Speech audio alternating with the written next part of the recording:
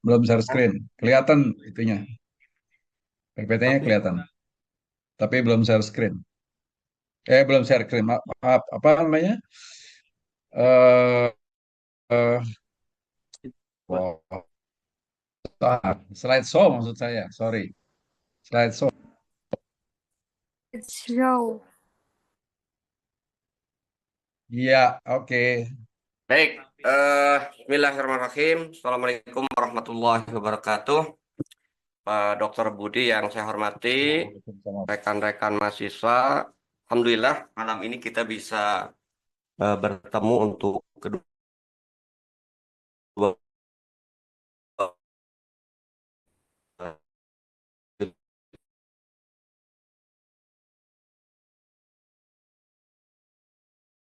pertemuan kebiasaan Pak kita akan membahas ya terkait dengan akad bisnis di dalam Islam. Walaupun sebenarnya ini nanti pertemuan ketiga akadnya itu kan. Pertemuan keduanya saya akan menghantarkan terkait dengan fikih muamalahnya itu sendiri. Jadi seperti yang pernah eh, saya bahas ya di slide terakhir pada pembahasan eh, pentingnya kenapa kita perlu memahami hukum bisnis. Di slide terakhir itu disebutkan, saya sebutkan ya pernyataan dari Umar bin Khattab, ya kan? Pernyataan dari Umar bin Khattab yang beliau mengatakan bahwa pernah berkeliling, Umar bin Khattab itu pernah berkeliling ke pasar, ya. Kemudian beliau menyatakan, ya, dalam satu statementnya, ya, la yabi fi saukina illa man qad tafaqahu fiddin.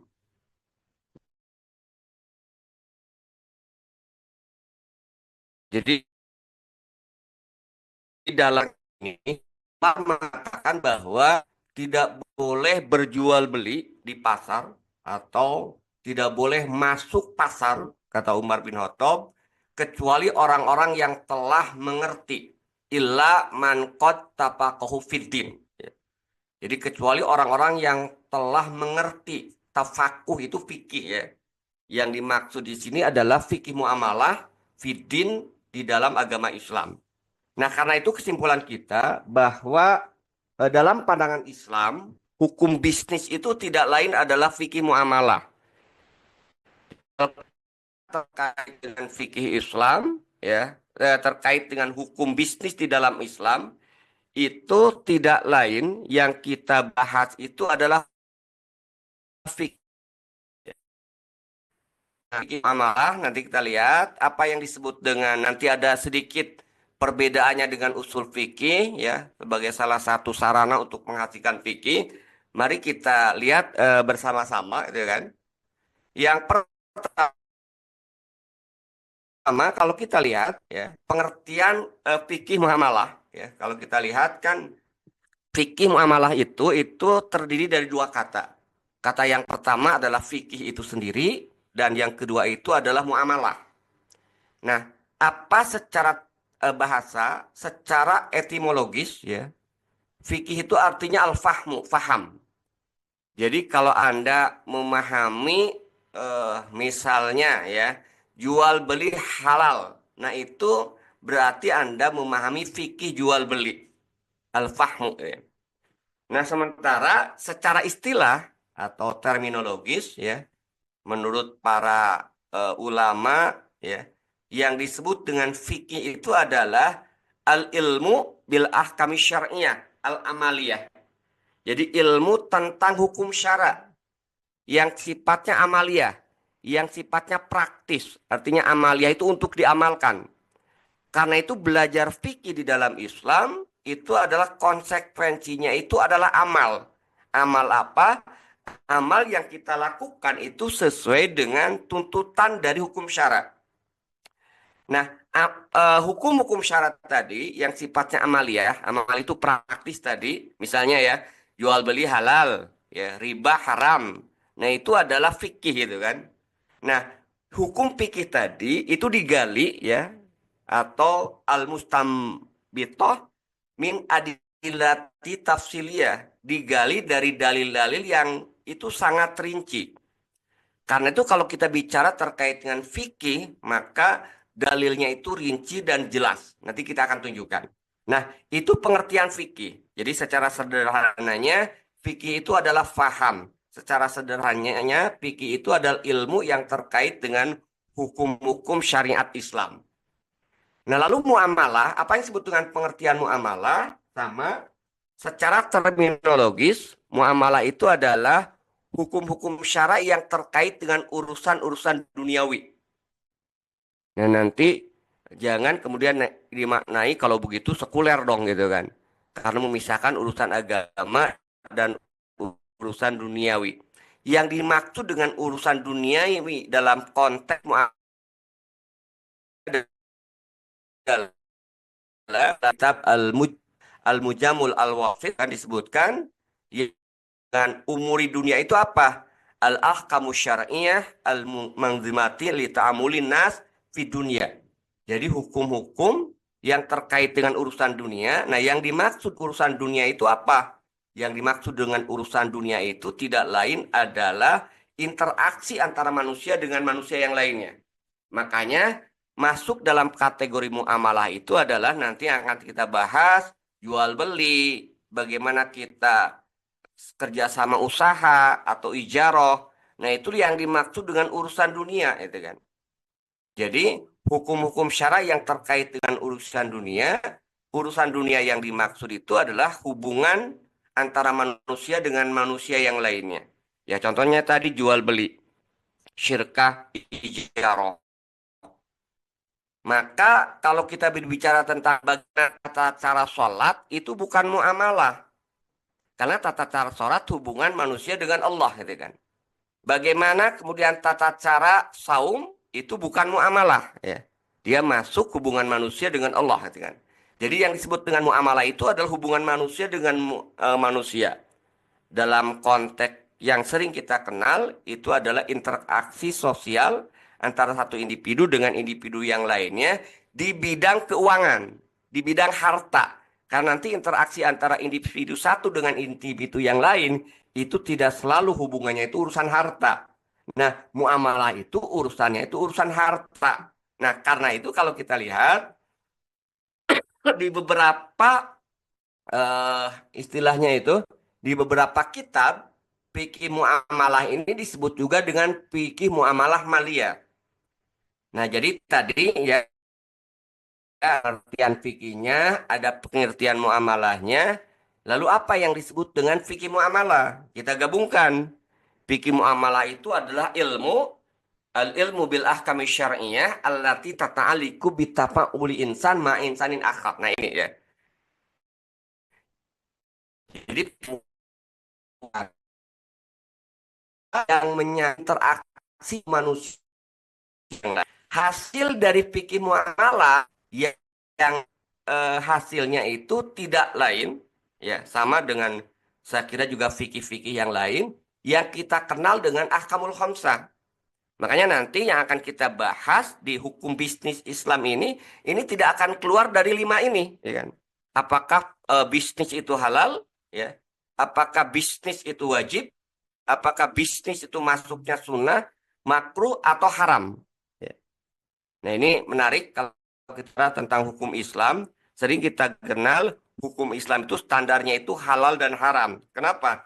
Karena yang disebut dengan wajib, sunnah, makruh itu masuk dalam kategori halal, ya kan? Sementara selain halal itu adalah haram. Ya. Nah, jadi produk dari fikih muamalah atau hukum bisnis ini tidak lain adalah apakah ya, makanya nanti akan kita bahas itu dalam konteks fikih-fikih kontemporer itu adalah hukum-hukum transaksi yang sehari-hari kemudian kita hadapi itu kan.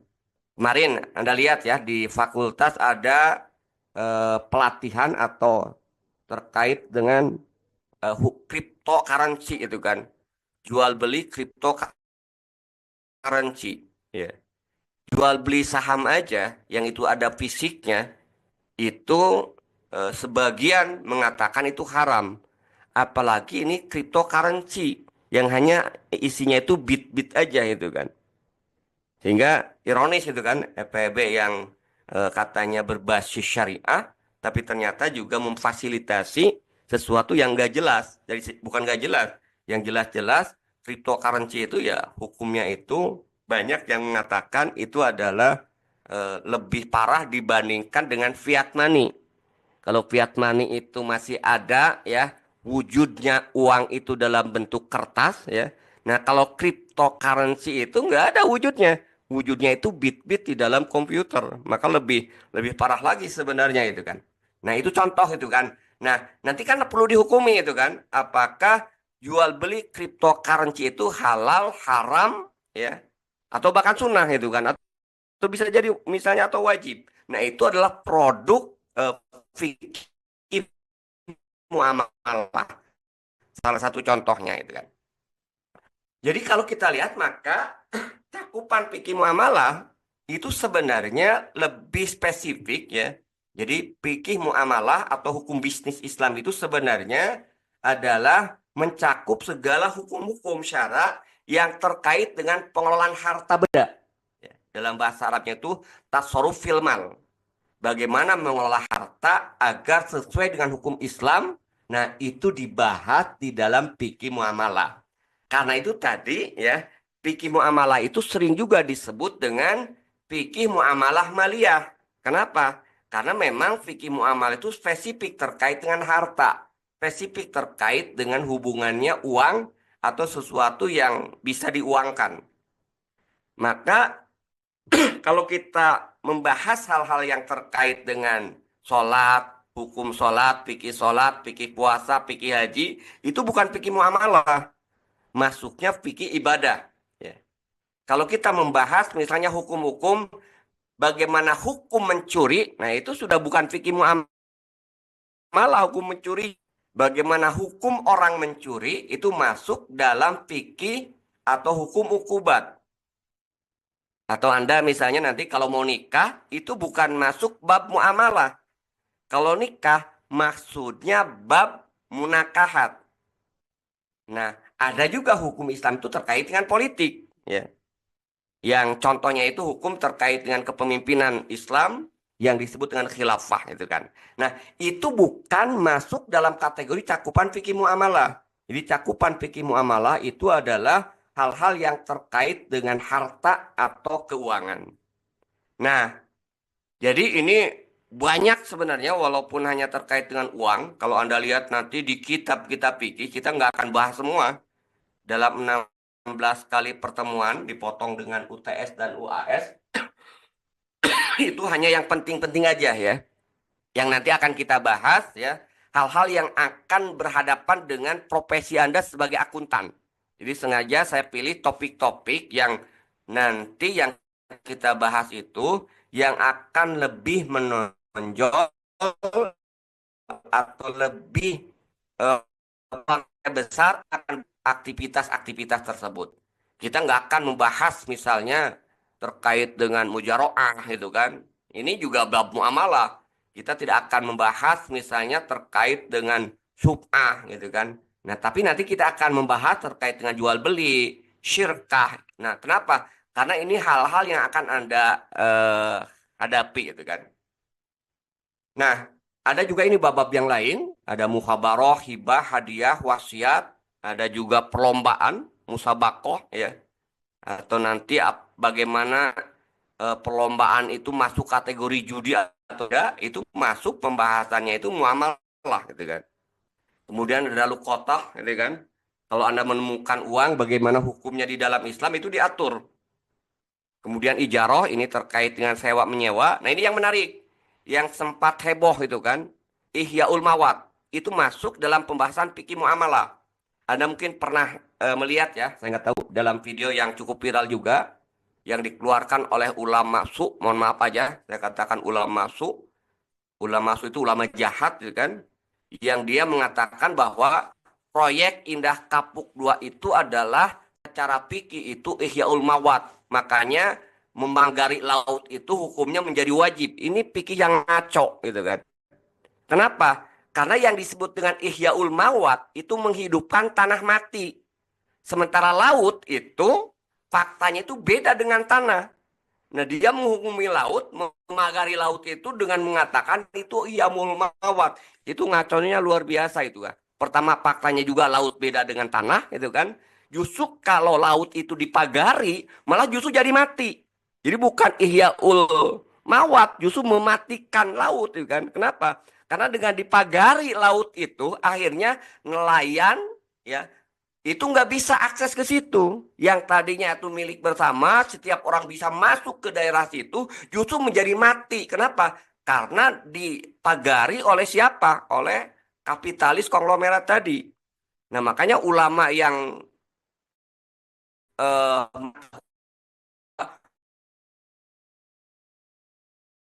menjadikan ihya mawatnya luar biasa. Ulama yang dibayar hanya untuk kepentingan ya justifikasi terhadap kezoliman yang dilakukan oleh penguasa. Kenapa? Karena faktanya itu betul-betul keliru, ngaco gitu kan.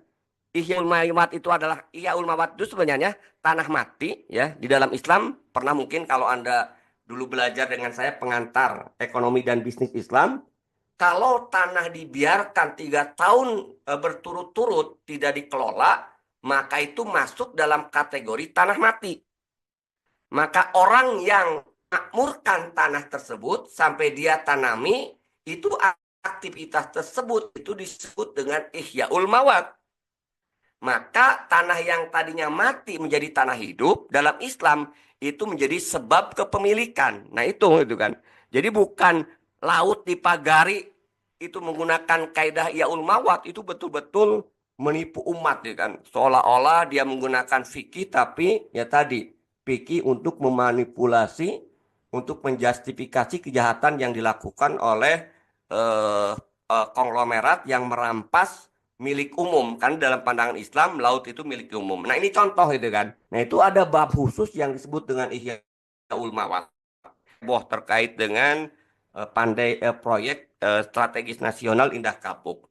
Nah ini contoh bab-bab tadi ya. Nah masih banyak nanti ada tidak akan kita bahas semua. Cuman saya ingin tunjukkan bahwa fikih muamalah itu cakupannya itu sangat luas. Termasuk nanti ada zakat. Nah zakat kita bahas nanti itu kan.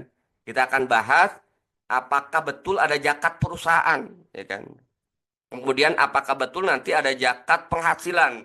Nah, mungkin karena ini juga berhadapan dengan profesi Anda nanti, nah kita akan bahas juga itu kan, kalau memungkinkan, ya kan? Nah, ini bab-babnya nanti bisa Anda baca itu kan. Nah, kemudian pertanyaan berikutnya adalah bagaimana lahirnya fikih muamalah ini, ya. Sampai melahirkan sebuah hukum. Ya. Jadi, kalau kita lihat, kenapa saya ini Anda ajarkan, ya, Anda pahamkan, Anda harus betul paham, karena nanti Budi akan menyampaikan hukum Islam, hukum bisnis Islam ini, yang itu mungkin kadang-kadang bertentangan pendapatnya ini dengan misalnya fatwa DSN. Ya. Nah, nanti Anda kalau dengan penjelasan ini, insya Allah Anda paham. Ya. Kalau Anda betul-betul perhatikan ini ya, karena ini penting itu kan. Sehingga nanti kalau saya mengatakan, kalau menurut fatwa DSN halal, kalau menurut pendapat saya yang diambil dari ulama yang lain haram, Anda nanti bisa memahami itu kan. Bahwa pendapat atau hukum yang saya sampaikan itu bukan ngarang, tapi diambil dari istimbat yang lebih kuat, yang lebih sahih, yang lebih tepat ya. Dibandingkan dengan misalnya ada fatwa DSN misalnya. Contoh ya, nanti kita akan membahas ya. Menurut fatwa DSN, mereka tidak mempedulikan perseroan terbatas itu halal atau haram. Asumsi mereka perseroan terbatas itu bentuk badan usaha yang halal. Asalkan apa? Asalkan dia bergerak di bidang usaha yang halal. Nah, nanti akan saya tunjukkan ya, dengan Pak Budi, perseroan terbatas itu adalah syirkah, bentuk kerja usaha yang menurut hukum Islam itu haram. Nah, nanti Anda akan bisa paham kalau Anda memahami proses ini gitu kan. Proses lahirnya fikih atau hukum. Nah, fikih muamalah itu lahir atau berasal dari ijtihad yang dilakukan oleh seorang mujtahid yang digali dari dalil-dalil syara. Apa dalil-dalil syara? Dalil-dalil syara itu, kalau Anda pernah belajar di seminar agama Islam, mujtahid, yang pertama Al-Quran, yang kedua, minta Bu, yang kedua sunnah atau hadis, yang ketiga itu adalah ijma sahabat, yang keempat itu adalah qiyas. Nah, ini adalah sumber hukum di dalam Islam. Nah, jadi fikih muamalah itu lahir, nanti akan saya berikan contoh itu kan, dari ijtihad yang dilakukan oleh seorang mujtahid yang digali dari dalil-dalil syarat tadi, dari Al-Quran, dari sunnah atau hadis, kemudian dari ijma sahabat, dan dari proses analogi atau yang kita sebut dengan kias. Nah, kaidah yang digunakan untuk melakukan istinbat itu, kumpulan kaidah-kaidah itu disebut dengan usul fikih. Nah, jadi kita nanti sudah mulai nih ya kan. Jadi ada fikih, ada usul fikih. Fikih produknya, ya, usul fikih itu adalah kaidah untuk menghasilkan produk hukum tadi. Nanti akan kita contohkan.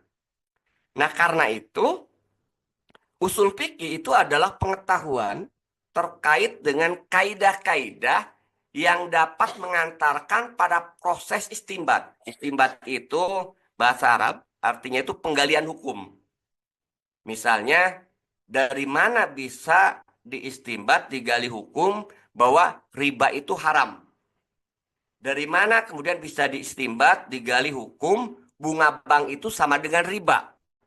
Nah, itu prosesnya ya untuk bisa menghasilkan bahwa riba itu haram, itu riba haram itu produk fikihnya, proses sampai pada kesimpulan bahwa riba itu haram itu usul fikih. Yaitu apa? Menggunakan kaidah-kaidah ya. Nah, kaidah-kaidah tadi ya itu diistinbat dari hukum-hukum syara dari dalil yang rinci. Nah, prosesnya itu disebut dengan ijtihad. Ya. Nah, karena itu nanti ada juga apa yang disebut dengan ijtihad ya. Nanti kita contohkan. Ijtihad itu mengerahkan segenap kemampuan untuk menggali hukum. Jadi, karena itu di dalam Islam tidak ada yang namanya ijtihad kolektif. Ya. Ijtihad itu individual. Ya. Pemahaman individu mujtahid terhadap dalil yang digunakan nanti untuk menghukumi fakta yang belum ada dalilnya. Ya, tapi dalil yang digunakan itu tadi, ya 4 tadi gitu kan. Oke, nah ini sebagai contoh itu kan, contoh ya bahwa ini Anda bisa lihat di dalam ayat Al-Quran Allah berfirman, ya ini terkait dengan dalil tentang haram. Ada ayat Al-Quran misalnya la ta'kulu riba ad'afan mudha'afah. Ini ayat Al-Quran ya. Ayat Al-Quran surat Al-Imran ayat 131 kalau nggak salah. Kalau terjemahannya la ta'kulu riba ad'afan mudha'afah itu janganlah kalian memakan riba yang berlipat ganda. Nah, dari ayat ini maka di ayat Al-Quran diambil kesimpulan riba itu haram. Nah, riba itu haram, itu produk fikih. Ya. Jadi, riba itu haram, itu fikih. Nah, bagaimana kita bisa menghasilkan kesimpulan dari ayat Al-Quran? La taqulu riba at'afan mudha'afah sampai kemudian kesimpulannya riba itu haram, maaf. Kaidah yang digunakan itulah kaidah-kaidah yang ada dalam usul fikih. Nanti akan kita lihat contoh lebih jelas. Ya. Nah, prosesnya, proses menghasilkan kesimpulan bahwa riba itu haram, itu disebut dengan ijtihad. Yang melakukannya itu mujtahid. Nah, jadi di sini Anda sudah bisa membedakan ada fikih, ada usul fikih. Fikih itu adalah produknya, yaitu riba itu haram, itu fikih. Ya. Tapi bagaimana bisa mengambil kesimpulan bahwa riba itu haram, itu kan? Karena dalam ayat ini tidak disebutkan riba itu haram. ayat ini hanya mengatakan la ta'kulu riba ad'afan mudha'afah. Janganlah kalian memakan riba yang berlipat ganda. Nanti belum lagi muncul sebuah statement ya yang mengatakan bahwa riba itu haram karena ayat ini mengatakan berlipat ganda. Kalau bunga bank itu tidak lipat ganda, maka bunga bank itu ada yang mengatakan halal. Kenapa? Karena bunga bank itu hanya 1%, 2%, paling banter 10%, itu tidak berlipat ganda. Maka ada yang mengatakan bahwa bunga bank itu bukan riba yang diharamkan. Nanti kan kita lihat kelemahan pendapat yang mengatakan bahwa bunga bank itu bukan riba, gitu kan. Baik, itu ya saya kira hubungan antara fikih, usul fikih, dan proses ijtihad. Nah, karena itu kalau kita lihat bagaimana metode untuk ijtihad sehingga melahirkan fikih tadi, sebenarnya ada tiga ya. Yang pertama, kalau kita ingin memahami hukum, berarti kita harus memahami dulu fakta masalahnya. Mohon maaf kadang-kadang ya, ini plus minusnya ya. Saya sering diskusi itu kan. Sering orang mengatakan gini, kalau dosen-dosen ya yang dia kemudian kuliah di Timur Tengah ya, dia memahami hukum syaraknya lebih kuat. Tapi kadang-kadang memahami faktanya itu kemudian kurang kuat. Tapi tidak apa? Karena hukum bisa dihasilkan dengan hukum yang tepat, ya. Kalau fakta masalahnya betul-betul dipahami, kemudian juga dalil-dalilnya, nas-nas cara yang terkait dengan masalah tersebut juga dipahami, kemudian barulah diistinbat. Bagaimana menyambungkan antara fakta ini untuk dihukumi dengan nas. Nanti kita akan berikan contoh-contoh pada pembahasan-pembahasan terkait dengan hukum bisnisnya itu kan. Nah, untuk menjadi seorang mujtahid, ya, untuk bisa ijtihad itu syaratnya cuma 3. Dan saya tidak memenuhi syarat ini, gitu kan. Makanya saya bukan seorang mujtahid. Saya hanya muqallid atau orang mujtahid. Kenapa? Pertama, nah mungkin yang pertama saya bisa memahami, bisa masuk ya, memahami fakta masalah, ya. Cuman yang kedua dan yang ketiga ini yang saya tidak mumpuni. Artinya tidak memiliki kemampuan yang cukup itu kan. Bahasa Arab, wah ini apa istilahnya itu sangat penting. Karena nggak mungkin ijtihad kalau tidak bisa bahasa Arab. Makanya aneh kalau ada yang berijtihad, tapi dia tidak mengerti bahasa Arab itu sudah pasti.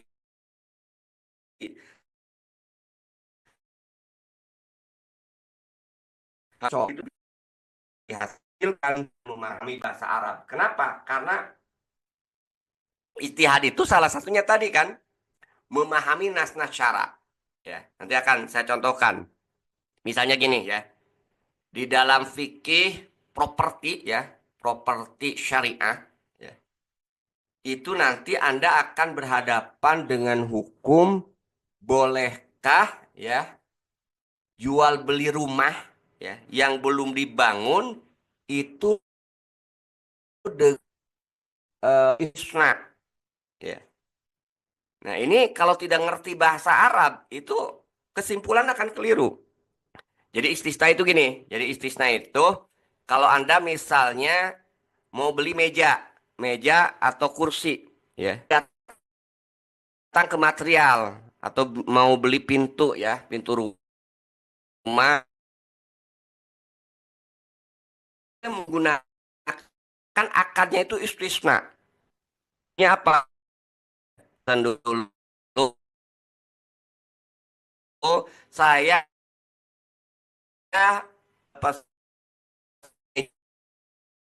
ya Anda ke gambar sudah ada Anda tunjukkan gitu kan. Nah, dalam fikih itu disebutkan istisna. Jadi barangnya belum ada tapi sudah bisa kemudian diperjualbelikan ya. Padahal hukum asalnya itu jual beli barang yang tidak ada itu diharamkan ya.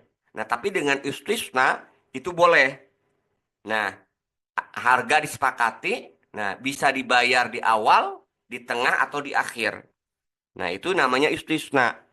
Nah, bahasa Arab itu menggunakan kata-kata sona'a istisna untuk membuat meja atau kursi.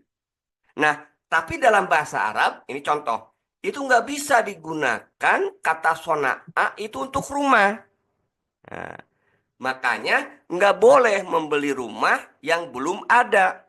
Ya. Kenapa? Karena dalam bahasa Arab, orang Arab kalau membuat rumah itu nggak pernah menggunakan kata-kata sona al bait, membuat rumah ya. Tapi kalau orang Arab itu banal bait, membangun rumah, maka itu ya, nanti muncullah ya dengan pemahaman bahasa Arab ini membeli rumah itu tidak boleh menggunakan akad istisna karena istisna hanya bisa digunakan untuk barang-barang yang sifatnya pabrikasi tadi, meja, kursi, mobil, gitu kan. Rumah orang Arab nggak pernah kemudian mengatakan sona al bait. Orang Arab menggunakan bait, membangun rumah. Nah, ini sangat penting gitu kan. Karena itu kalau kita tidak memahami bahasa Arab, tidak bisa kemudian menjadi seorang mujtahid. Yang ketiga, syarat ijtihad itu adalah memahami ilmu-ilmu syariahnya. Ulumul Quran, tafsir Quran, ulumul hadis. Ilmu hadis termasuk di dalamnya usul fikih. Nah, itu saya kira ya ada ijtihad, mujtahid, kemudian juga usul fikih. Nah, sebagai contoh ya, ini produk ijtihad ya. Haramnya bunga bank itu produk ijtihad. Haramnya asuransi. Nanti kita akan bahas itu produk ijtihad. Nah, ada yang mengatakan halal. Nah, tapi kalau saya katakan takapul juga haram. Nah, ini nanti kalau kenapa saya perlu sampaikan ini supaya Anda tidak kaget ya kan. Karena nanti saya akan menyampaikan yang kadang-kadang ya ada yang sama lah ya antara pendapat saya yang saya ambil dari ulama yang saya ikuti ya kan dengan fatwa DSN ada yang sama ya. Misalnya jual beli halal ya sama gitu kan. Tapi nanti ada yang berbeda. Misalnya, yang samanya asuransi haram, sepakat. DSN mengatakan asuransi itu haram. Saya juga mengatakan berpendapat, ya mengikuti pendapat ulama yang mengatakan asuransi juga haram. Nah, tapi kalau bicara takaful, DSN mengatakan takaful, ya takaful itu asuransi syariah. Menurut fatwa DSN itu halal. Nah, kalau saya berpendapat takaful ini masih tetap haram.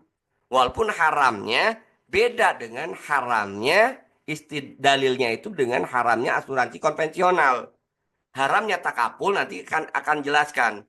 Letaknya haram takaful itu berbeda dengan haramnya memang asuransi konvensional. Nah, ini contoh itu kan. Nanti akan banyak perbedaan-perbedaan dan itulah konsekuensi kalau kita bicara fikih. Cuman ketika kita bicara fikih ini ada perbedaan, maka kita dituntut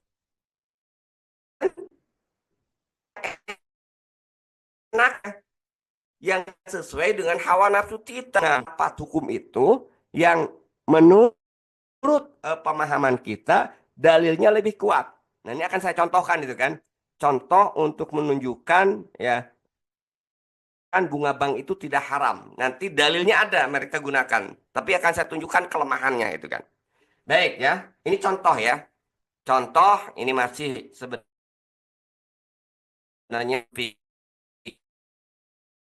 Nah,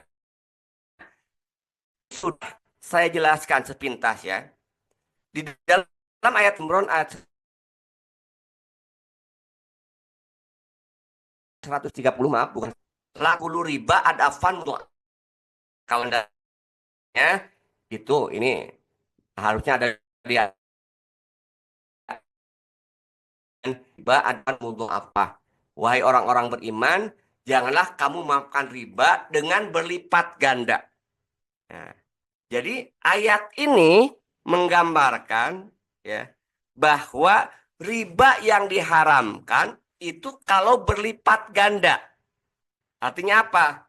Hutang 100 kembali 200, itu berlipat ganda, ya. Maka kalau utang 100, ya, dibayar 110, hanya 10%, kalau menggunakan ayat ini tidak masuk, karena itu tidak berlipat ganda.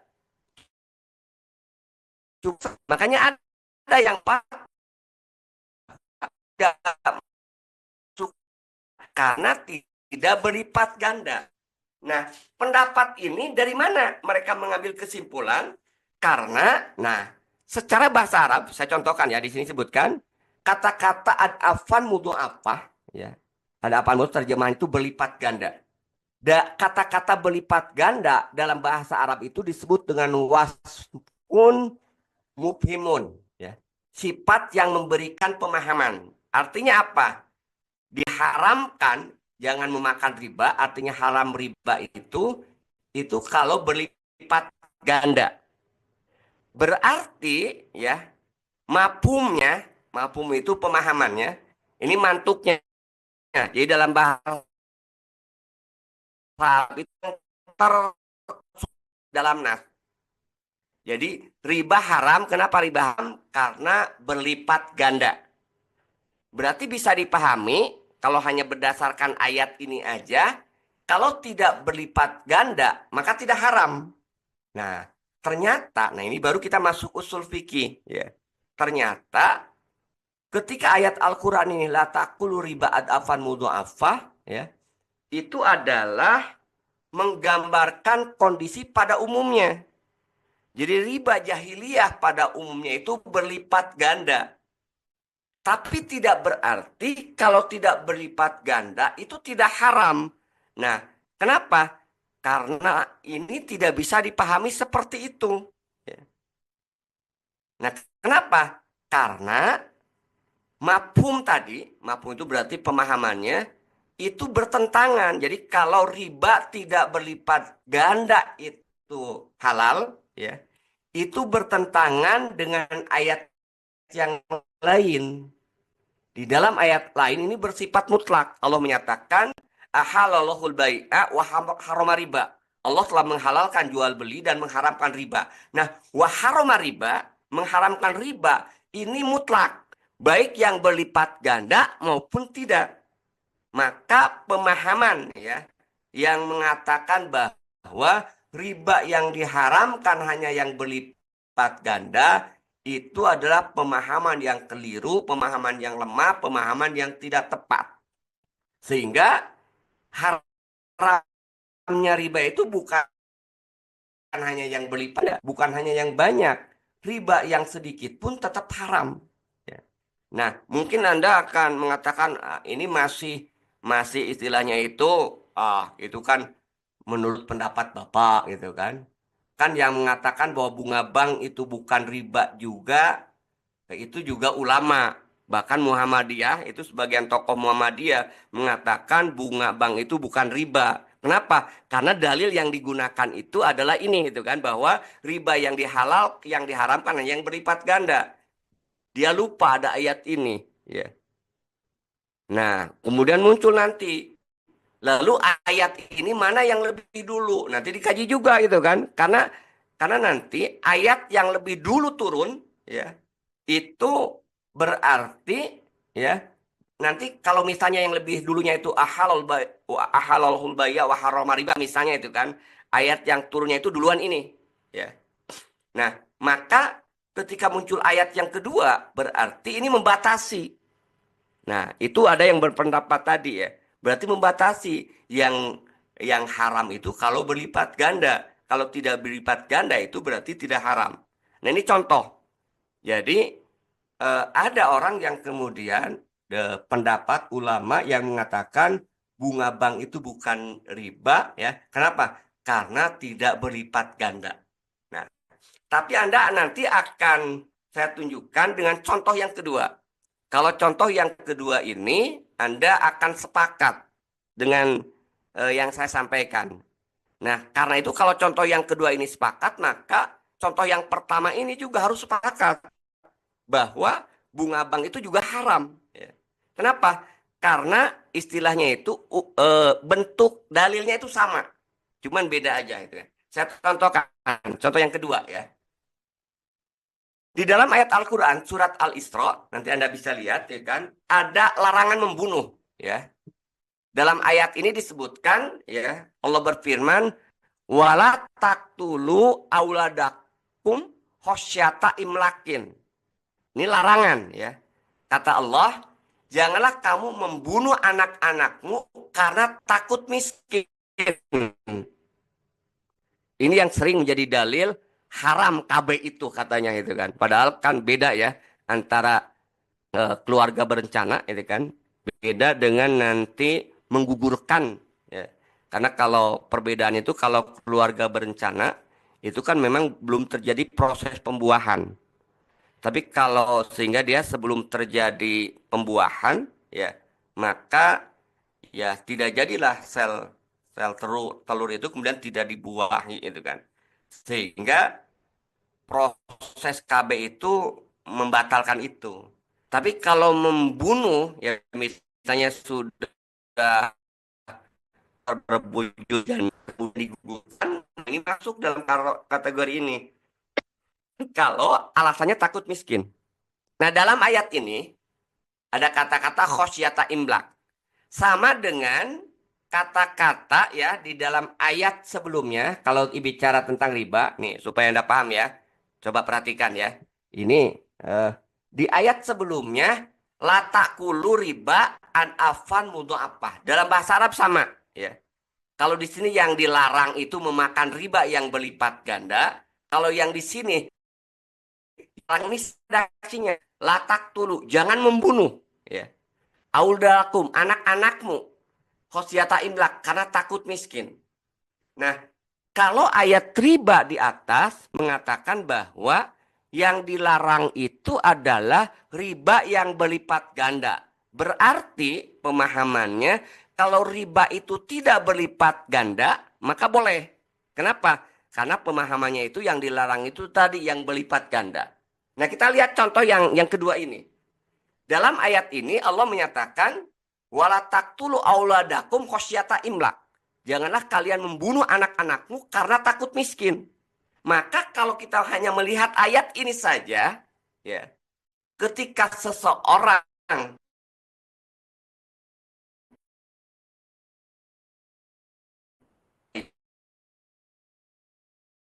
miskin itu, coba bisa dipahami nggak?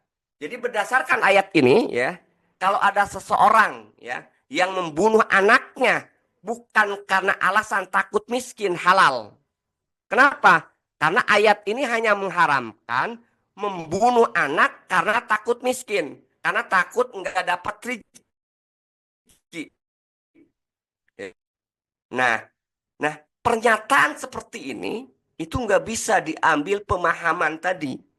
Bahwa pemahaman yang haram itu kalau membunuh karena takut miskin. Misalnya gini, seseorang itu kaya dia. Kaya itu kan, tapi anaknya sudah banyak gitu kan, dan dia berapapun anak yang lahir pasti bisa dibiayai lah di programnya itu anaknya itu. Nah, kalau menggunakan ayat ini dia membunuh anak bukan karena takut miskin, maka seolah-olah boleh. Sama dengan bolehnya riba kalau tidak berlipat ganda. Nah, tapi ternyata ya berdasarkan kaidah usul fikih yang tepat, yang benar ya, membunuh anak ya karena takut miskin itu hanya kondisi umum. Umumnya di masyarakat jahiliyah Arab pada saat itu, termasuk juga mungkin kondisi saat ini, orang membunuh anak itu kan, itu adalah umumnya karena takut miskin. Ya. Nah, maka mafhumnya, pemahamannya itu nggak berlaku ya, nggak berlaku. Kenapa?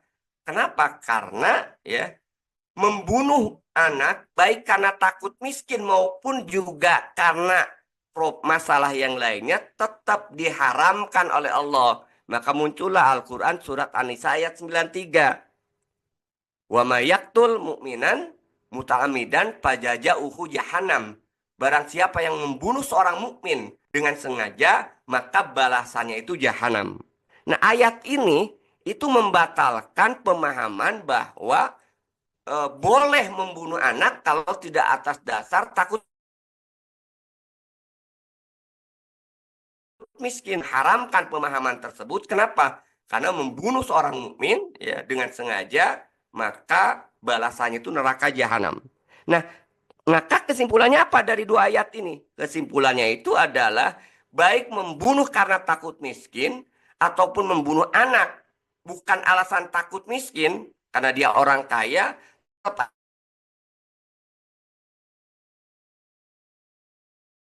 haram.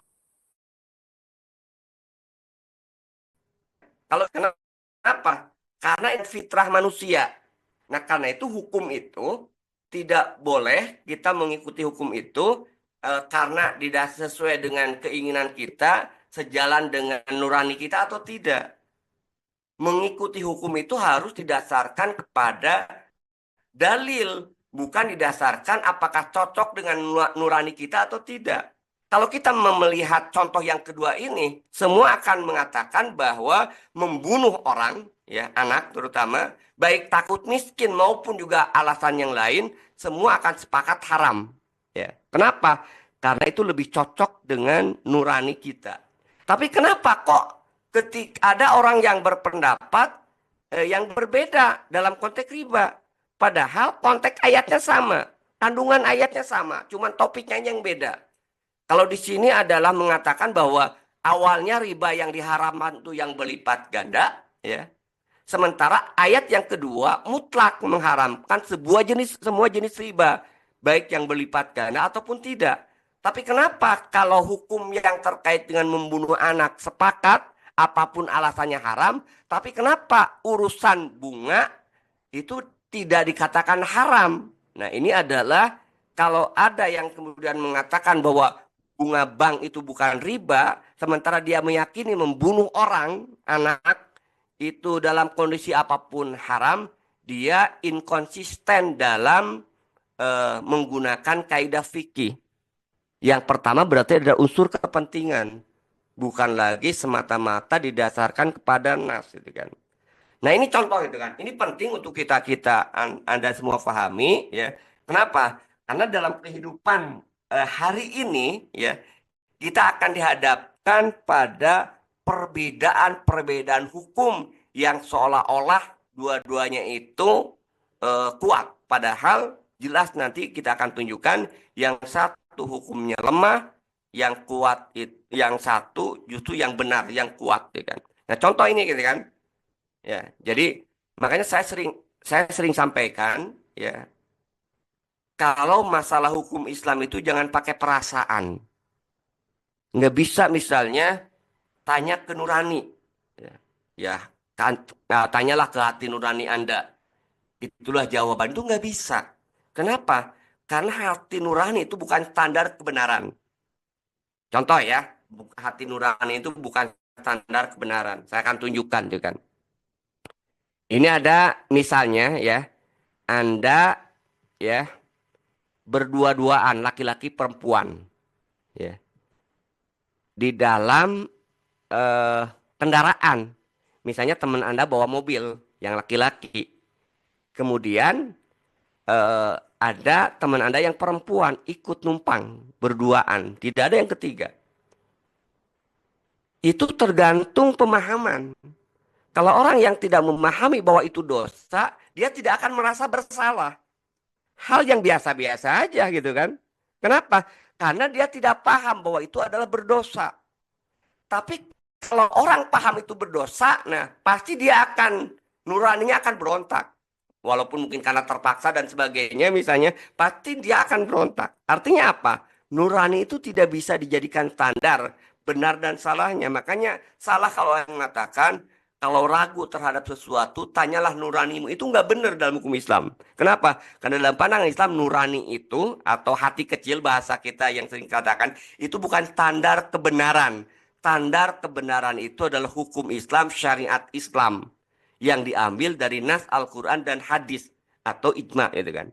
Makanya tadi, kalau Anda tidak merasa paham bahwa berdua-duaan di mobil itu haram, Anda nggak akan merasa berdosa. Anda nggak akan merasa nurani, Anda itu merasa gelisah. Tapi kalau Anda paham bahwa berdua-duaan di mobil tidak ada temannya, itu kan, bukan muhrim, ya, itu berdosa, maka Anda akan gelisah. Ya. Saya sering misalnya kalau ada, ini contoh aja itu kan, kalau di ruang dosen, ya kan, ya kadang-kadang ketika hanya berduaan suka gelisah. Kenapa? Karena ya tadi saya memahami itu ikhtilat, kholwat, ya kan, ya kan. Walaupun kadang-kadang tadi itu kan berjauhan, itu kan, tapi tetap aja karena saya paham itu adalah kholwat, ya, maka kadang-kadang saya tetap untuk dihindari. Itu contoh itu kan. Jadi sama maksud saya kembali ke sini. Jadi kalau ada yang mengatakan bahwa bunga bank itu bukan riba, maka itu pendapat yang keliru, ijtihad yang salah. Ya. Kenapa? Karena pasti ya kalau dia konsisten, dia juga harus mengatakan bahwa membunuh anak kalau itu bukan karena takut miskin itu boleh. Kenapa? Karena redaksi ayatnya itu sama ya antara larangan membunuh anak karena takut miskin dengan larangan riba yang kemudian berlipat ganda. Itu ya barangkali ya yang harus kemudian Anda pahami. Ya, ini udah jam 9, kita batasi aja sampai tengah 10 gitu kan. Karena saya yakin Anda capek juga itu kan habis magang. Baik, ini terakhir ya, ada beberapa poin ya. Jadi bagaimana aplikasi fikih muamalah? Fikih muamalah itu ada yang bisa dilaksanakan oleh individu. Artinya apa? Yang bisa dilaksanakan oleh individu itu tanpa menunggu negara. Contohnya apa? Jadi kalau kita sekarang jual beli, ya bayar zakat, itu hari ini bisa kita laksanakan, ya, tanpa harus menunggu negara atau institusi yang menerapkan syariat Islam. Kenapa? Karena itu kewajiban individu. Makanya nanti yang akan saya bahas di hukum bisnis Islam itu hal-hal yang terkait dengan individu, ya, hukum individu. Ya. Karena kalau hal-hal yang terkait dengan fikih, yang terkait dengan bisnis, yang negaranya itu sudah kita bahas di ekonomi dan bisnis Islam, walaupun cara global, ya kan. Nah, yang kedua, ada pelaksana fikih muamalah itu institusi, nggak bisa sendirian. Misalnya syirkah. Syirkah itu nggak bisa sendirian. Minimal harus 2 orang. Kenapa? Karena kalau kita kerja sama usaha, ada yang punya modal, ada yang tenaga, dan itu dalam institusi yang disebut dengan perusahaan. Nah, nanti ini kita masih bahas ini ya. Jadi individu dan kemudian institusi.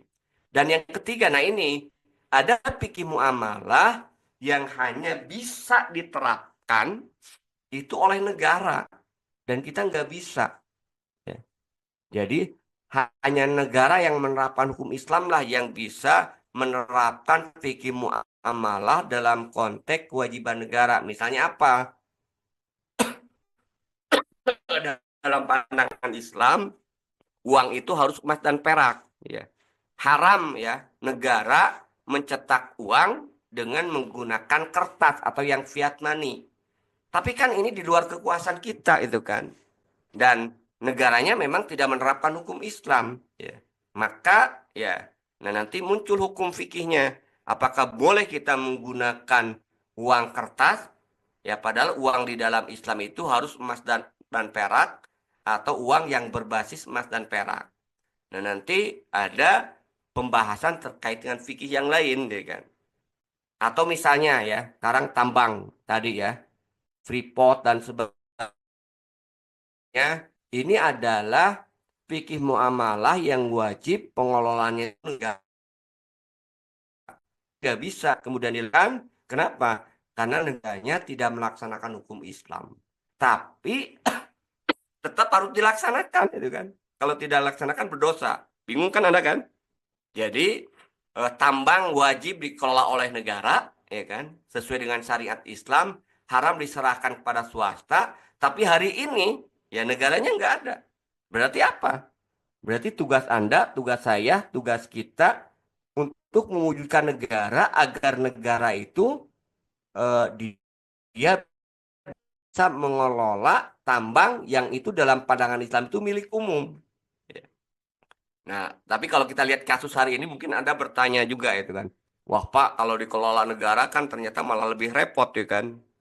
Kenapa? Karena korup gitu kan. Buktinya Pertalit itu. Jadi saya ini di grup teman-teman saya intelektual Muslim itu ternyata ya mereka banyak jadi korban. Mereka rasakan ternyata membeli Pertamax ya yang di SPBU Pertamina yang RON-nya itu katanya sekitar 92 itu sangat beda ya dengan eh, membeli ya setara Pertamax di SPBU asing.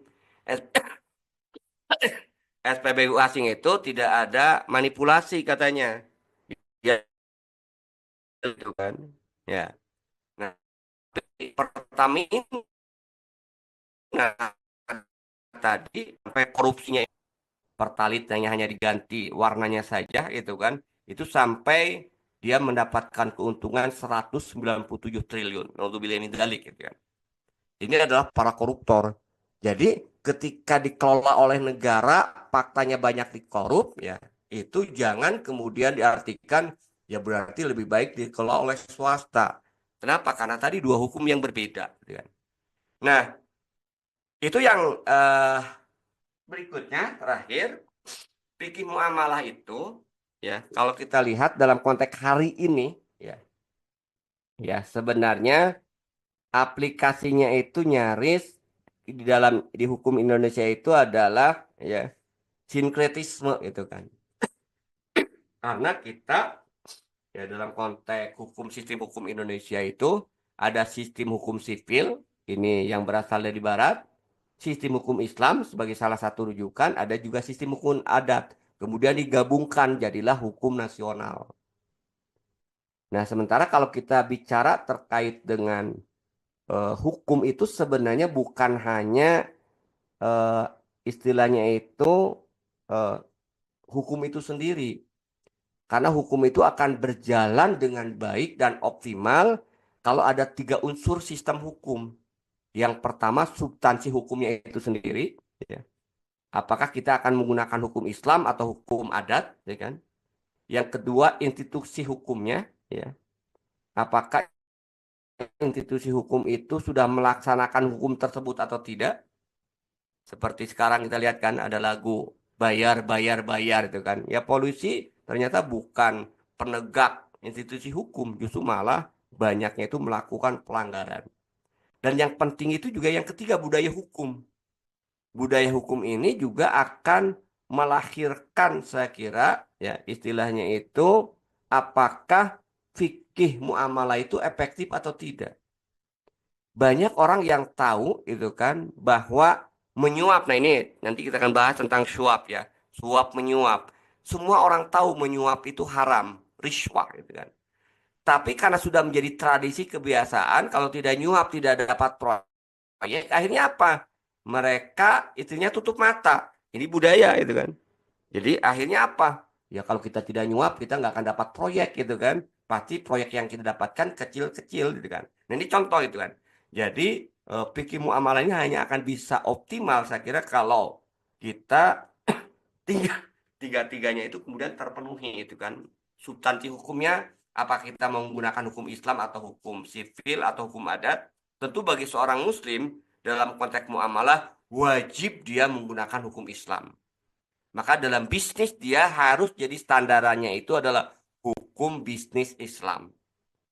Lalu apakah boleh kita istilahnya itu memperhatikan hukum negara, hukum sipil?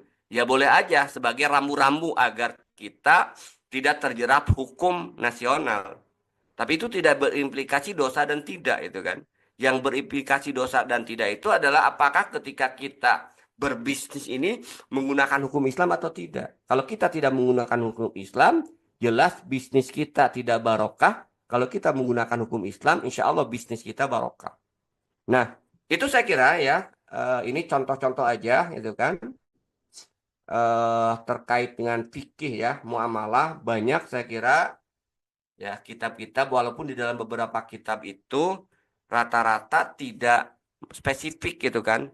Jadi fikih muamalah itu hanya merupakan beberapa bab yang digabungkan dengan fikih-fikih yang lain. Misalnya di dalam Sulaiman Rashid ada fikih Islam itu membahas dari mulai tata cara wudhu, fikih ibadah, ada fikih muamalahnya, bahkan ada juga fikih siasahnya digabungkan ya kan. Tapi ada yang khusus membahas ekonomi. As-Sawi dan Abdullah Musli dia membahas fikih ekonomi keuangan Islam. Atau misalnya ada Yusuf Qardawi, dia mengarang buku Halal dan Haram dalam Islam. Walaupun ini juga ternyata bukan hanya muamalah, isinya itu juga ada misalnya bagaimana membuat patung halal atau haram. Nah, tapi kalau sudah memperjualbelikan patungnya itu masuk dalam kategori memang fikih. Nah, nanti kita masuk mungkin ke dahnya ya. Jenis muamalah itu dari sisi ada akad dan tidaknya ada dua jenis ya. Jadi dalam muamalah itu ada muamalah tanpa akad. Artinya apa? Muamalah tanpa akad itu adalah muamalah yang sifatnya itu sepihak. Sehingga di sini tidak perlu ada ijab kabul. Sah walaupun tidak ada ijab kabul. Tidak menunggu persetujuan pihak kedua. Contohnya apa? Ya. Contohnya yang paling mudah misalnya hadiah, hibah. Anda memberikan hadiah kepada seseorang, itu tidak seseorang itu mau menerima atau tidak, gitu kan. Ketika Anda berikan hadiah sudah sah. Tidak ada perlu ada ijab kabul itu kan. Cuman harus jelas ini misalnya hadiah atau pinjaman itu aja. Kalau pinjaman baru masuk ke dalam muamalah dengan akad. Karena kalau pinjaman itu ada akad ya kan. Tapi kalau sifatnya hadiah, hibah itu sepihak. Nah, kita tidak akan membahas poin yang pertama ya, muamalah tanpa akad, tapi nanti akan banyak kita bahas dalam hukum bisnis Islam itu adalah muamalah dengan akad. Yaitu apa? Contohnya di situ nanti ada jual beli, ada ijarah, ada syirkah. Ini poin-poin yang pokok ya yang akan kita bahas lebih detail. Nah, nanti pertemuan berikutnya kita masuk ke konsep akad di dalam Islam. Baik, itu saya kira ya yang bisa saya sampaikan. Silahkan kita punya waktu sampai setengah 10 ya, jangan lama-lama. Ada waktu kurang lebih 20 menit. Kalau ada yang mau didiskusikan, saya persilahkan. Ya. Ada yang belum jelas? Silahkan ya, didiskusikan, ditanyakan.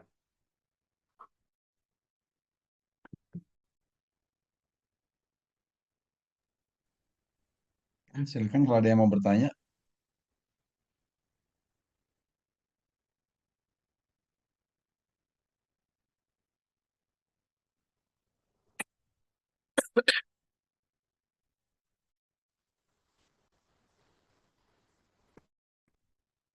Ada?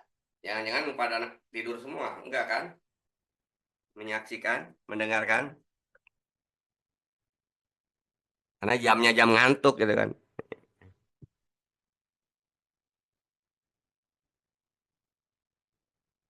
Oke, ada? Kalau tidak bertanya ada dua kemungkinan, nggak ngerti atau sudah ngerti gitu kan. Nah bahayanya kalau nggak ngerti gitu. Kalau ngerti ya oke, tapi kalau nggak ngerti bingung apa yang saya sampaikan ya kan.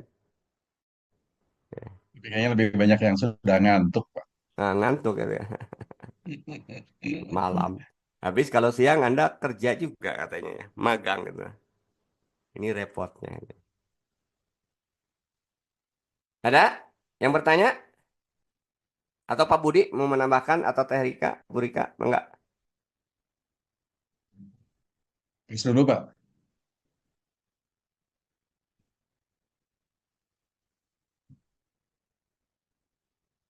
Nah, ada pertanyaan? Ayo, yang tanya. Lumayan ini 10 menit lagi, 15 menit.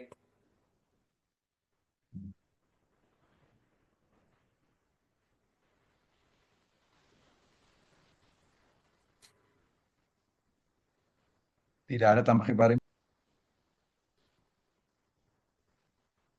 Nggak ada pertanyaan, benar? Nggak nyesel?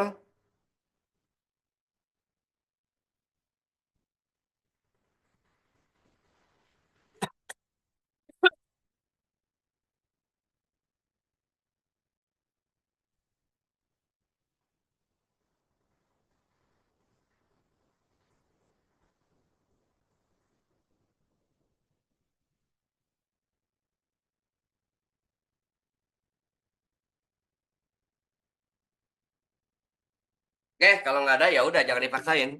Nanti Anda baca kembali ya. Tolong nanti PPT-nya saya share ya. Ya. Kalau ada yang mau ditanyakan boleh di pertemuan berikutnya itu kan. Baik, kalau tidak ada kita tutup ya.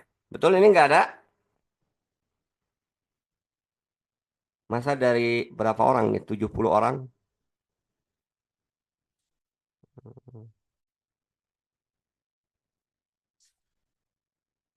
Ada ngantuk ya.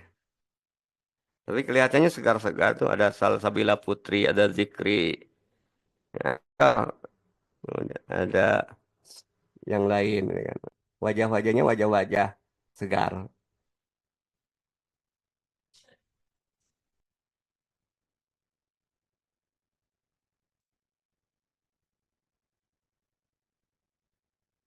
Oke, kalau nggak ada tugas Anda silahkan kaji kembali ya, baca kembali apa istilahnya, dengarkan kembali penjelasan saya, karena saya yakin tidak serta-merta memang Anda bisa pahami ya, harus diulang-ulang, terutama perbedaan antara fikih, usul fikih dan cara mengistinbat.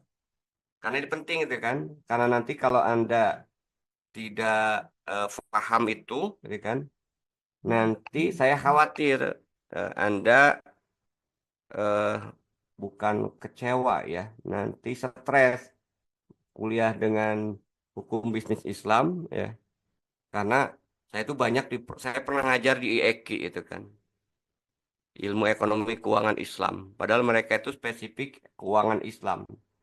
Nah, banyak pendapat-pendapat yang saya sampaikan itu eh, bertolak belakang dengan yang mereka pahami dari dosen-dosen lain. Misalnya, karena dosen lain kan acuannya fatwa DSN.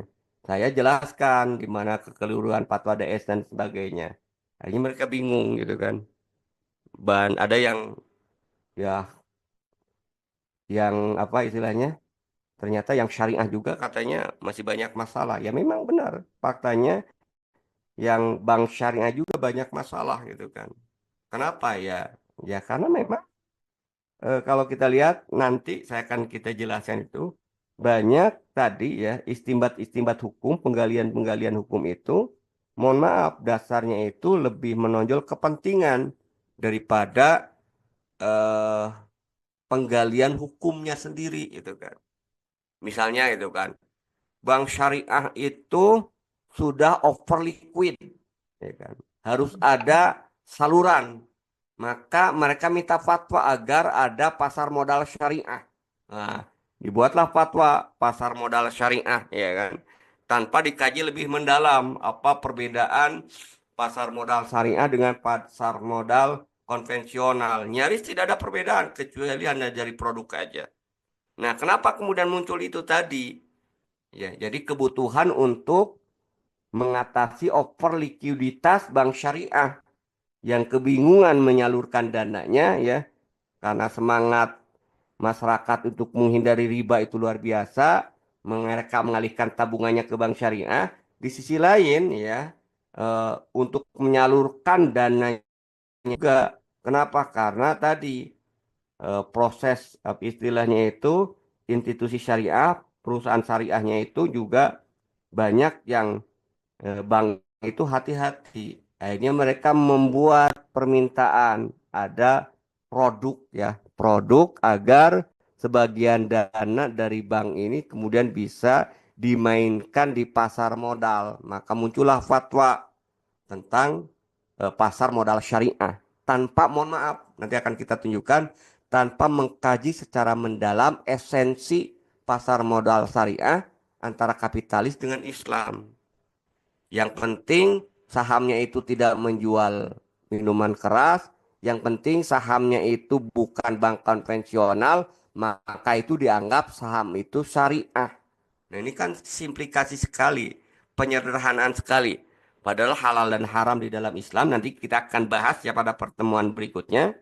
Betapa pentingnya akad di dalam Islam, karena akad itu yang membedakan halal dan haramnya sebuah transaksi. Nah, dalam konteks pasar modal syariah itu akad itu tidak dipedulikan, karena dengan akad yang tadinya halal bisa haram, yang eh, tadinya halal pun karena akad yang salah kebalikannya itu bisa menjadi haram itu kan. Kenapa? Karena akad yang salah. Nah, itu ya barangkali. Cukup ya? Masih ada pertanyaan? Masih tetap nggak ada?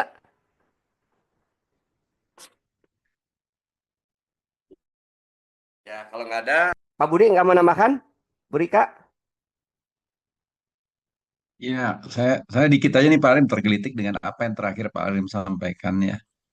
Eh, bahwa transaksi gitu ya, itu yang paling penting dalam suatu transaksi kan adalah akad gitu ya. Karena akad itu yang kemudian nanti bisa menjadikan transaksi itu halal atau haram. Tapi kan eh, awam gitu ya, seringkali menggunakan ungkapan gitu. Apapun yang dilakukan itu yang penting niatnya gitu ya kan. Ada tunggapan kayak gitu. Nama amalu bin niat. Nah itu gimana tuh Pak Rim kalau seperti itu tuh? Saya kalau ini jawabannya suka sarkasme Pak, itu kan. Jadi Nah, eh, niat itu tidak serta-merta menjadikan yang halal itu kemudian menjadi, yang haram itu menjadi halal karena niatnya baik. Saya sering contohkan gini gitu kan. Saya dulu pernah untuk menjelaskan, ini contoh ya, ini contoh kaitannya dengan niat ya kan. Ada orang yang mengatakan bahwa ini contoh kartu kredit ya langsung ya. Karena kartu kredit itu kan yang penting niatnya itu kita tidak tidak istilahnya itu tidak dalam rangka untuk berpoya-poya. Ya, kartu kredit itu kan eh, kalau niatnya hanya sekedar jaga-jaga gitu kan, ya, maka atau misalnya justru dengan kartu kredit itu niatnya itu untuk memudahkan transaksi kita, gitu ya kan, itu akhirnya boleh, gitu kan. Asalkan ya namanya, tapi niatnya itu memang hanya sekedar untuk eh, mempermudah transaksi. Karena ada transaksi-transaksi yang itu hanya bisa dibayar dengan kartu kredit, ya kan? Ya, tidak bisa dengan kartu debit misalnya. Nah, niat kita itu baik. Nah, itu. Jadi, niat itu tidak serta-merta itu menjadikan eh sesuatu yang halal, yang haram menjadi halal. Misalnya tadi kan, contoh lain. Saya kan niatnya meminjamkan orang itu membantu itu kan. Jadi saya punya eh, uang 1 juta kelebihan, ya kan. Kemudian ada orang yang membutuhkan, niatnya itu membantu. Jadi bukan bunganya yang ingin cari. Ketika saya menabung, niat saya itu hanya sekedar mengamankan uang, gitu kan. Jadi bunga itu bukan niatan, ya. Jadi, nah, ini adalah pernyataan-pernyataan yang keliru. Karena tadi di dalam Islam yang diharamkan itu adalah akad. Kalau akadnya haram, ya, maka niat baik itu tidak menghalalkan. Jadi contohnya gini aja kan. Saya sering contohkan kalau ada tetangga ya, tetangga kita suaminya meninggal. Nah, ini contoh niat baik gitu kan. Misalnya Pak Budi atau yang lain lah. Kalau Pak Budi, Nanti dikira apa istilahnya mendorong Pak Budi cari menemani janda gitu kan. Misalnya gini, ada tetangga kita ya janda muda itu kan ditinggal mati oleh suaminya ngedadak, dia belum punya anak, rumahnya besar sendirian gitu kan. Saya niatnya itu baik menolong dia, kasihan kalau dia tidak ada yang menemani, nanti keamanan dia itu tidak terjamin gitu kan. Saya tidak melakukan apapun misalnya di rumah itu, jadi ketika malam saya temani tidur di kamar yang berbeda gitu kan, di rumah itu niat saya baik gitu kan. Nah, itu tidak serta-merta menjadi halal. Kenapa? Karena di sisi baik itu tidak menghalalkan sesuatu yang haram ya. Apalagi kalau, aduh, kasihan nih, dia kan baru ditinggal suaminya kemana-mana nggak ada yang nemani. Udahlah, saya jadi sementara supir pribadinya kemana-mana. Niat saya baik membantu. Nah itu nggak bisa itu kan. Kenapa? Karena di situ ada akad, ada istilah yang kemudian diharamkan. Nah, sehingga niat baik itu tidak menjadikan sesuatu yang haram menjadi halal. Dan ingat, nah itu tadi, niat itu adanya di dalam ibadah, ya. Di dalam muamalah itu nggak ada niat. Di dalam muamalah yang ada itu akad. Ya. Jadi nanti kita akan bahas ya di pertemuan berikutnya perbedaan antara ibadah dan muamalah. Kalau di dalam ibadah yang menentukan sah dan tidaknya itu betul niat. Itu konteksnya ibadah. Makanya hadis Rasulullah yang Pak Budi sebutkan tadi, innamal a'malu binniat itu kaitannya dengan ibadah, bukan kaitannya dengan muamalah. Kalau dalam muamalah yang menentukan baik dan buruknya itu adalah akad. Nah, orang sering salah salah menempatkan gitu kan. Hadis yang terkait dengan ibadah digunakan untuk muamalah. Padahal di dalam muamalah itu yang menggantikan posisi niat itu adalah akad. Di dalam ibadah yang berperan itu memang betul niat. Itu ya barangkali. Jadi niat Clear, baik clear. itu Oke, hatur nuhun. tidak menghalalkan yang haram. Nah, cukup ya. Teh Rika, Bu Rika, ada Cukup tambahan? Bapak, terima kasih. Oh, Jazakallah khair. baik, kalau nggak ada kita tutup bersama-sama dengan hamdalah. Alhamdulillahirrahmanirrahim. Kurang lebihnya saya mohon maaf. Assalamualaikum warahmatullahi wabarakatuh. Waalaikumsalam warahmatullahi Waalaikumsalam warahmatullahi wabarakatuh. wabarakatuh. Bapak. Hatur nuhun, Barim. Terima kasih.